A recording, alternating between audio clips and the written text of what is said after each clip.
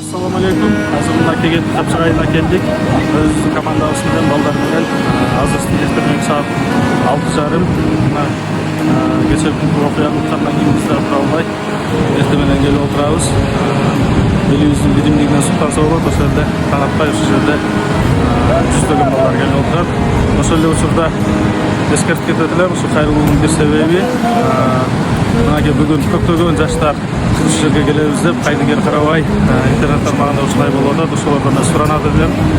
Ушул жерге келгенде өз алдынча эле өзүңөрчө эле кыймыл аракеттерди жасабай, ушул жерде жүргөн биздин өзгөчө кырдаалдар министрлиги МЧСтин жана ушул куткарууну жетектеп аткан адистерди угуп, ошолордун тапшырмасы менен иш алып барсак, анткени бул жерде суу аябай кооптуу экен, чындап эле мындай агымы чоң.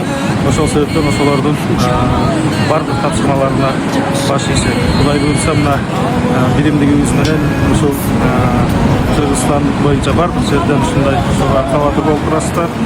Биримдигибиз менен ушул биздин 6 жашар балабызды табылат деп мен ишенем. Бүгүндү адамга адам керек.